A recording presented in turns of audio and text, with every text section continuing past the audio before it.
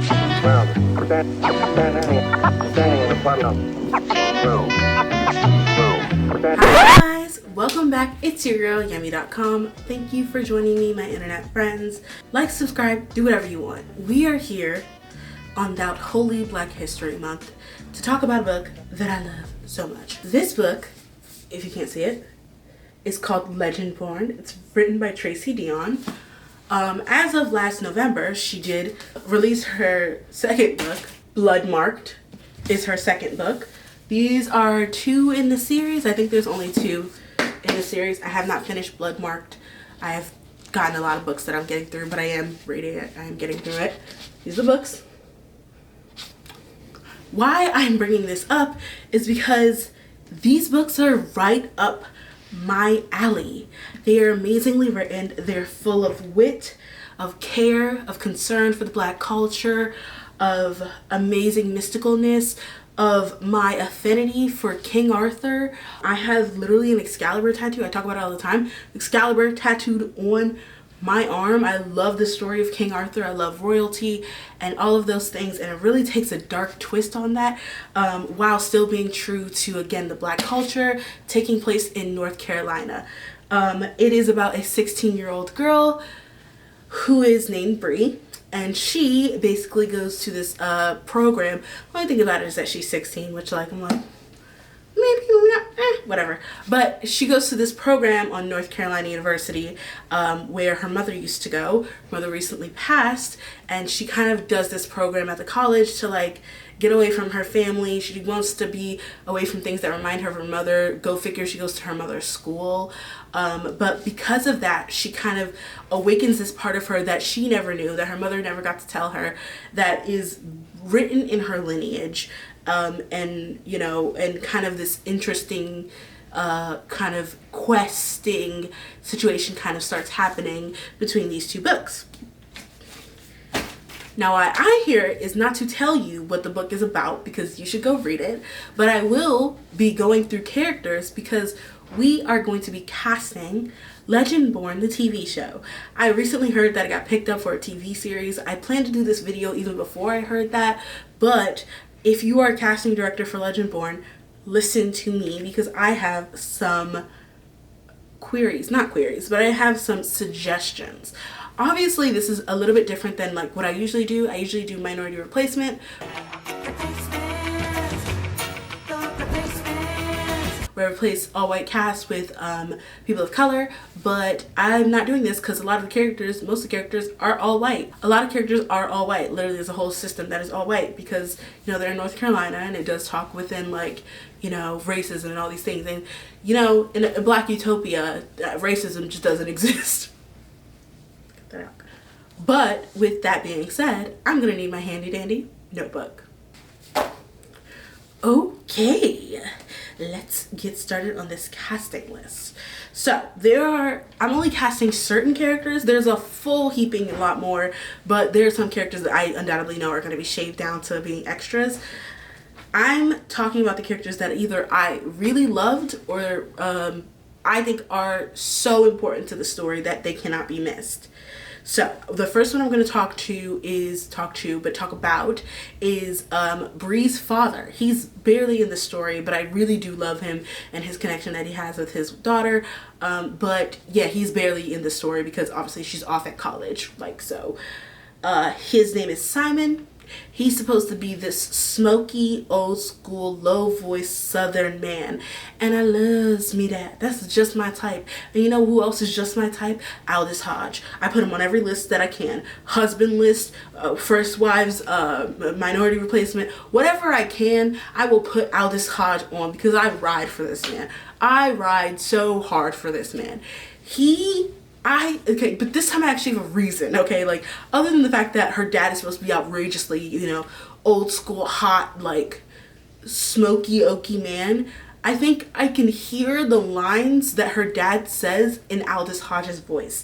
Some white folks just cannot wait to pat themselves on the back for not being cruel to us. Like we should be singing hosannas just because they found the kindness in their hearts to almost treat us like real human beings. I mean, do you expect a dog to give you a medal for not kicking it that day? Now that that's settled, away you go. Negro, I will leave when I'm You best good. think long and hard before you wag that tongue at me. You don't think the FBI is probably starting to follow him around too? Oh, man, now you gonna fucking jinx me. And that is why, brother, say. Y'all pulled out the knives. And if I get cut, I'm fitting to hurt somebody.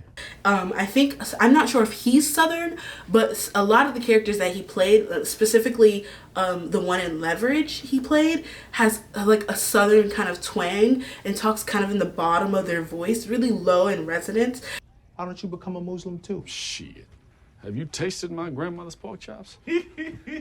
And I like white women too. Fuck that. Oh, you'll see the light soon enough, Jimmy. I don't need to hang around you. Ain't you ever heard of guilt by association? Chicago, where you drank 17 tiny margaritas, you took your pants off, you stood up on the drink cart, and you sang, quote, "I'm a sexy monkey." I have no recollection of that. I'm not surprised, because it was not one, it wasn't two, but it was 22 incidents of drunken, belligerent, grab-assy behavior that landed you on that list. Am I right? Objection. No, you know what, Your Honor? The U.S. government has determined that this man is not qualified to ride on an airplane like Osama bin Laden. How is this jury supposed to rely on him to render a sound medical opinion? I am innocent, and the truth matters. And I imagine Bree's dad to be like an oak tree. And what reminds me of a sexy oak tree is Aldous Hodge. So that's why I chose him to be Bree's dad. He, again, barely in the story, but I think that he is an important and lovable character to kind of showcase who Bree is. You are brilliant, you are black, and you are a woman, which means you are high fashion. Let's just play pretend. Now, there is a character named William. William is essentially a healer for this group that Bree ends up joining. He is more pivotal in the second book, I feel like, so far in what I've read, but he is still important in this book. He kind of plays the voice of reason in every scenario. He is kind of even-keeled and makes sure that, like, you know, things are doing the done thing. He also gives me bisexual energy. Who else gives me bisexual energy? Asa Butterfield. Oh, that is his name, Asa Butterfield. I thought I was making a joke. That's really his name, Asa Butterfield. You may know him from the show Sex Education. Yes, you may know him from the show Sex Education. He obviously plays that character amazing. You can't engineer a relationship. You have to do what's right. I still think it's weird a teenage boy's a sex therapist. C'est la vie. Sort of even-keeled in that character as well, except for when, you know, situations and tensions get really high. She can't. But again, he is the guy that everyone goes to for advice, essentially. And I feel like that kind of would hold over with William as well, especially in the bisexual energy place. Right now, where I am in the book, the second book, like, I think that William has, like, bi vibes with, like, this other guy who's not on this list because he's in the second book only.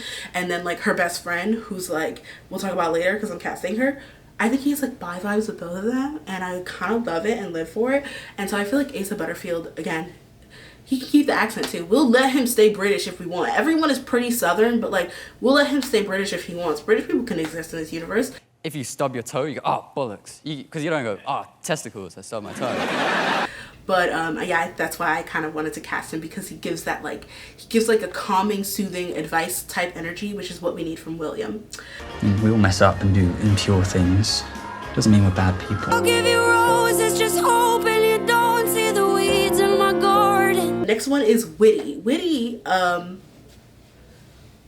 is so Southern. Witty his name is something Whitlock. I cannot remember what his first name is, but he was my favorite, like, character. Like, they're in a group where they're, like, kind of, let's say they're auditioning for something, and the people who are the auditionees, Witty is one of them, along with Bree, along with the next person I'm going to talk about. And Witty is my favorite of all of them. He is hilarious, he is sweet, he is kind, he is so Southern, it hurts. Country boy, I love you. I love it. I love a Southern gentleman. The way that Southern people talk is so amazing to me. It is almost as impressive as a Busan accent. It is more impressive than a British accent. If I had to rank them, it would go Busan, Southern, British. It's just beautiful, excellent. But Witty is so sweet. He's a typical Southern gentleman. He's kind, he's caring, he's lovable. And who else is kind and caring and lovable but Nick Robinson? Nick Robinson, if you don't know him, he was in a lot of stuff. He was most famously, for me, I first saw him in Melissa and Joey. Let me put this in reality show terms. America has spoken. I'm voting myself out of this relationship. He's also in this like weird, strange movie with like, I'm gonna look up the cast for this. It's I know T.I. is in it, but then other people are in it and it confuses me. Crystal, that's what it's called. The weird movie he is in is called Crystal. It starred Rosario Dawson, Grant Gustin, yes, The Flash, Felicity Huffman, and T.I. Jacob Lattimore is also in it. Kathy Bates is also in it. And Rick Fox is in it. Like, that's such a weird cast. He was in Native Son, like I said. He was also in Love, Simon, which we loved. He was also in Everything Everywhere All at Once, which I really loved. I really love that movie so much with Amanda Sandberg. I don't know why I love that movie so much. It's like that movie and Beyond the Lights. Like, those two movies, I know they're not like critically good, but man, do I love them. But besides the point, the weird movie that he was in, Crystal, he had a Southern accent. Hi, my name is Taylor, and I'm an alcoholic. Don't even drink. She thinks I'm a drunk. How can I be a drunk if I've never had a drink? It's one drink, big deal, what can happen? And it was so funny that it was almost believable. Like, I think it was bad, but I can't tell. And I just want him to do that for Witty. I think it would be excellent if he did that for Witty. I'm C-class. I'm not trash. Just give me time. I'm not.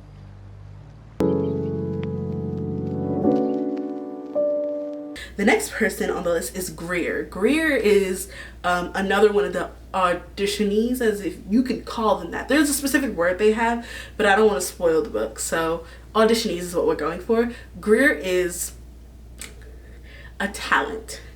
Greer is the most supportive friend you can have. Greer is always there to ride for you. Greer's also considered a little bit less of an outcast than Bree, but an outcast within this very white cis world.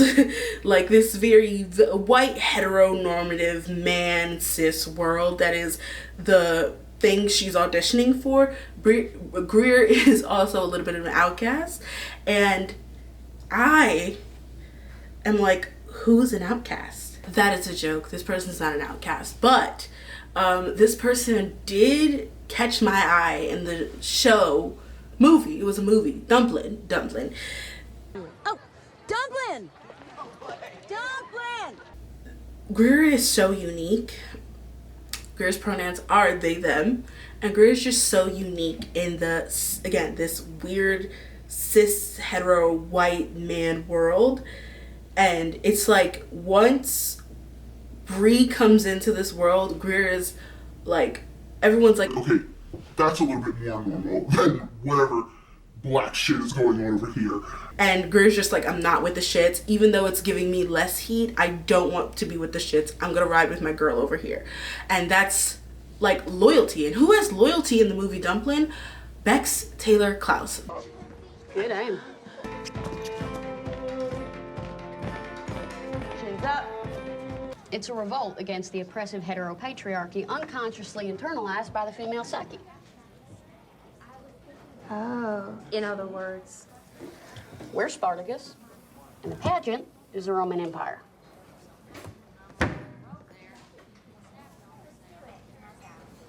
Anybody? Bex Taylor Klaus is, again, I would say I know them best from the movie Dumpling. literally Bex is just like insanely talented in that and hilarious to boot. I think that Greer has a comedy and levity to them. Like, I think Greer and Witty together are like the two punch that keeps the whole scenario and keeps Bree like head attached to her shoulders within this whole process that's going on. And that's kind of the role that Bex kind of played in the movie Dumplin' a lot, especially when the main character is loud and wrong, because Bree is sometimes very loud and very wrong.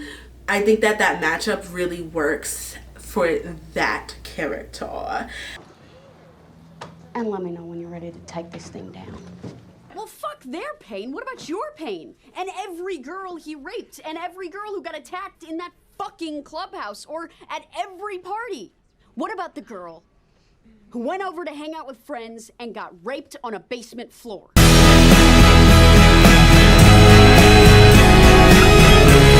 Next, we have Dr. Patricia. Dr. Patricia is Bree's therapist on campus and kind of introduces her to another side of herself, something that her mother would have introduced her to. She plays kind of a mother figure for Bree, or at least a real sweet auntie who makes you baked potatoes and sweet potato pies. With that being said, who gives sweet auntie vibes? This person is also, Dr. Patricia went to school with her mother, so they're supposed to be around the same age. Again, giving very mommy dearest energy. And I chose Yaya DaCosta.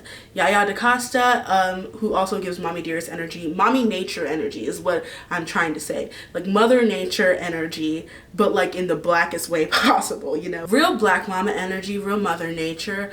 And those things have always correlated to Yaya DaCosta to me, because before she was an actress, she was a model on America's Next Top Model, and she was always giving off that Earth, Wind, and Fire vibe. I think that she, again, is a talented actress. She's growing in it. I think Dr. Patricia is a small enough role where she doesn't necessarily need to be a powerhouse force to reckon with, but she does need to be rooted into something. For those of you who read the book, that's a pun. Rooted into something, and I think that Yaya DaCosta is one of those people who could really play up that energy and, you know, that guiding spirit for Bree, which she has on campus. Someone took you from your home. They took your family, your childhood, everything you had. But what no one can ever take from you is who you are. The next person is literally, I think, one of the more important characters. Again, not in the book as much. There's really 3 people who are super in the book, and then the rest are just characters. But this person is like close to Bree, is her best friend, Alice. Alice is her best friend, and again is like, you know, her kind of confidant until she absolutely can't be. And it's like one of the things that really has a hold on Bree is not being able to talk to Alice about all the things that are going on with her. And Alice is like a sweet girl, but she's a snitch as well. She's a hella snitch, but for Bree's own safety. Like Bree's living on the edge right now. Her mama died, she's acting out. So Alice is kind of in that mid zone where she's like, I love you, you're acting crazy, and you can't tell me why you're acting crazy, and that's a problem. So Alice kind of has her head on her shoulders, but she's also very ingrained into studying, very ingrained into being a nerd. And who's a nerd? Who played a nerd fantastically? Erica Tam. Erica Tam played a nerd fantastically in the show that I will never stop talking about, Make It Pop. Make It Pop was a show about 3 girls. That's not what we're here for. Scratch that. Hi, my name is Corky Chang. Apparently there's a package for me. Erica, she hasn't had a lot of roles since then. She hasn't really played up a lot of things since then, and I think this could be the big break that she's been waiting for. I think she's very talented. And I could never trust, no commitment, no. Can't love you more than myself, I'll admit it. The first one to admit it, oh. Of the feelings always come and go. When I'm holding on, I might just let go. So if you're falling for me, better let slow, better let slow.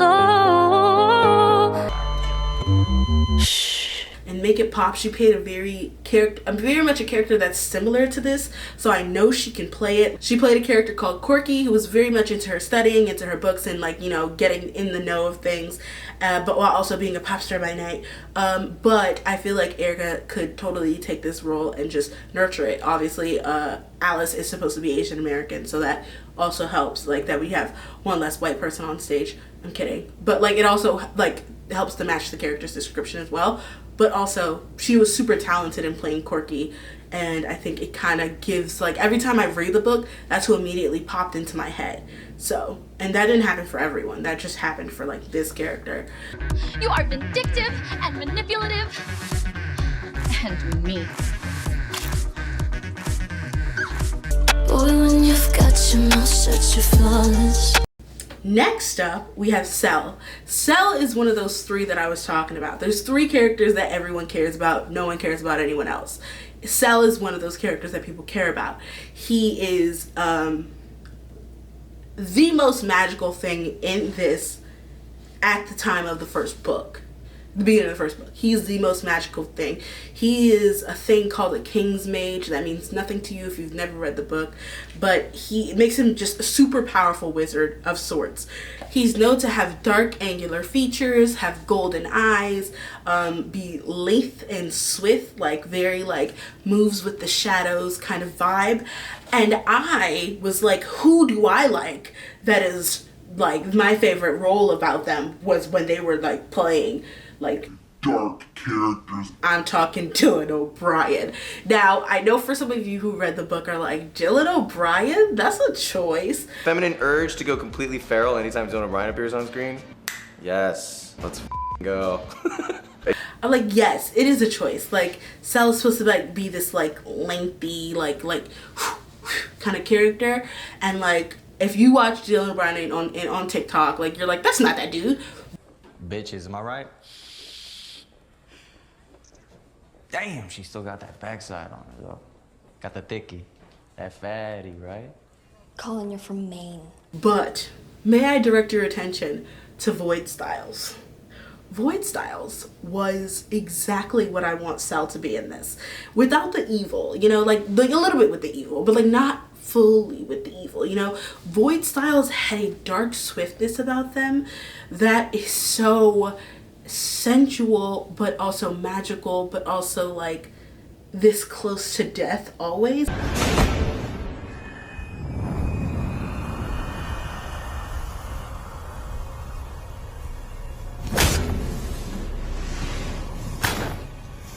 And I think that Cell plays that character often in this book. He's like so close to death that it hurts. Like he's like thinking, he's dark and mysterious, he's brooding. He's the exact opposite of what our next character is, which is why I want Dylan O'Brien to go full Void Styles on this shit. Like I want a Void Styles, Dylan O'Brien style to play Cell, and I think that would be very amazing. For those of you who don't know Dylan O'Brien, again, he was very talented in Teen Wolf. He has played so many roles since then, but I think that tapping into that Void Styles would be take this whole thing to another level. And we know that he can work on TV series.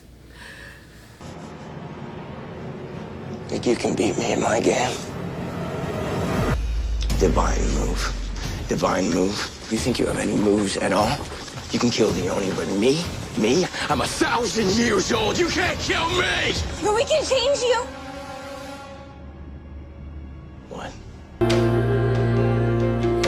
I tell you that I'm whole, but I'm still healing. Next one is someone who is supposed to be the exact antithesis to Cell. Cell is supposed to be dark and brooding and like grimy and like shadowy, while this character, Nick, is supposed to be light and golden, so to speak. Like just imagine a blonde-haired man with a halo around his head, like, you know what I mean? Like it's supposed to be shiny and pretty and clean, something like Excalibur, something beautiful, strong, a mighty weapon, but tilted in gold and gilded strength. That's what he's supposed to be. He's also supposed to be funny. Doesn't necessarily play the comedic relief, but is something that provides Bree with levity, because that's who like the main couple is in the first book, Bree and Nick. You'll see it. And the actor who brings me joy and golden retriever energy that is Nick is Owen Joyner. Owen Joyner, if you don't know him, he's most popular for being in the Netflix show that should have never been canceled, Julie and the Phantoms. I should know. I cried in a room for 25 years and I didn't get a single hug from either of you. All right, bring it in. Don't touch me. Okay, look, you guys know I don't handle change well. All right, death? That was a change. Whatever happens, even if I'm the last standing, I'ma stand tall. I'ma stand tall. Well, he plays the drummer, but he has big golden retriever energy. He's happy, he's excited, he's blonde, which we need to counter like Cell's darkness. He is a shining example of like someone who is like just gilded is the word that I'm looking for. Gilded. I need my golden crown of sorrow, my bloody sword to swing. I need my empty halls to echo with grand sales mythology, cause I am no mother, I am no bride, I am king. That is how I would describe Owen Joyner, and that's how I would describe Nick, and I think that Owen would do a fantastic job as Nick. Dude, how are you so casual about all of this?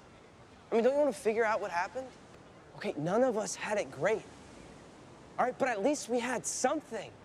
You know, what do we have now? Let's just play pretend. Now, the last person we are going to cast is, of course, Miss Bree herself.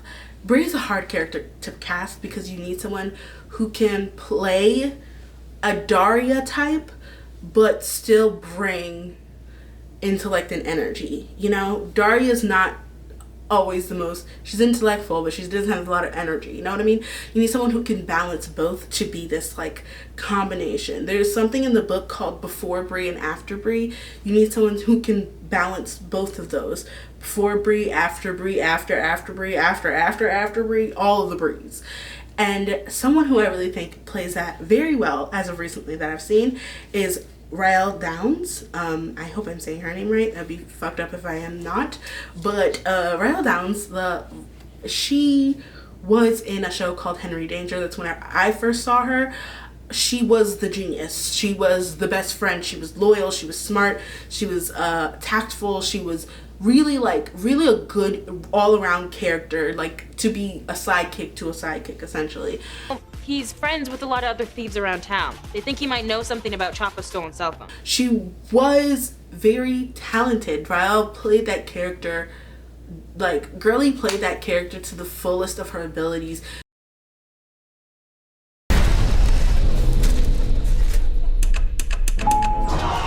She, like, really made me think that she was just like her character, which is funny because I follow her on Instagram, and she is not. I'm Charlotte. Hi, Mr. Cap.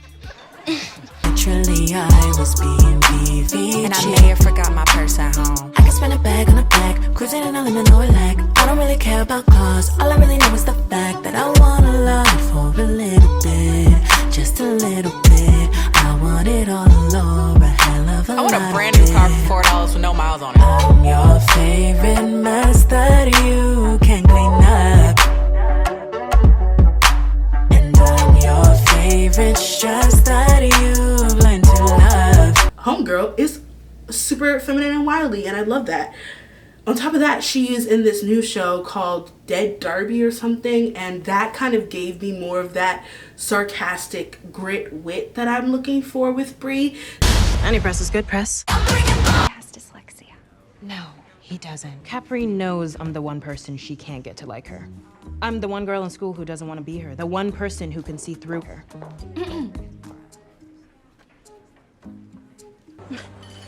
All right, your brilliant plan.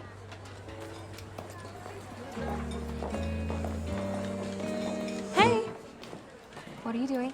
You want to know what I was thinking? Even though you hate me, I could sit at your table at lunch, join cheer, and we could all become besties. Have you gone fully mental? What? You don't want to be my friend just because I got a new haircut and some lip gloss? So like if you take those two characters, I really feel like you get a good mash of before and after Bree. And I feel like she looks great in natural hair. She had it throughout the entire Henry Danger. Right now she's been rocking some braids that I really love, but I love that she like rocks her natural hair, like, and it's like beautiful. She looks like the embodiment of what Bree would be like on the cover. But then on top of that, she has the acting chops, and she's played like similar-ish characters before, that if she can just find a way to combine her like knowledge, it would be just immaculate, fantastic. And if I refuse? Oh my... Bitch, was that a frog? What the hell? I've been saving him since science class. I am not giving up on my party, Darby. There's more where that came from. Damn it! Fine. But this is a hostage situation, and that is on your karma report card, not mine. I am no mother, I am no bride, I am king. Let's just play pretend.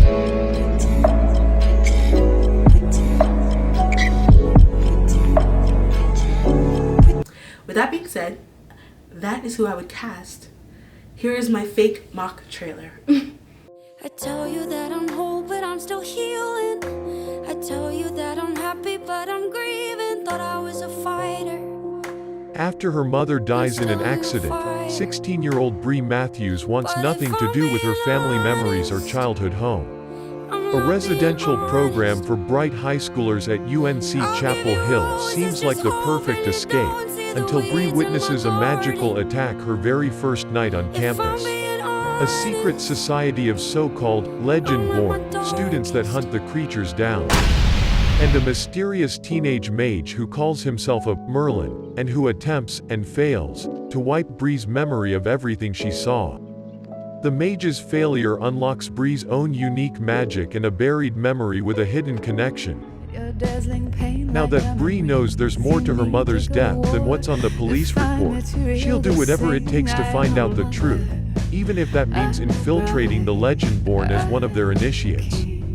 She recruits Nick, a self-exiled Legendborn with his own grudge against the group, and their reluctant partnership pulls them deeper into the society's secrets and closer to each other. I want to talk about my mom, okay? Hey, none of us had it great. But when the Legendborn reveal themselves as the descendants of King Arthur's knights and explain that a magical war is coming, magic swirls all around us. It is in the air that we breathe. Do not be so naive as to think we are the only ones who can harness its power. Bree has to decide how far she'll go for the truth and whether she should use her magic to take the society down or join the fight. When shadows rise, so will the light. When blood is shed, blood will call. By the king's table, for the order's might, by our eternal oaths, the line is law.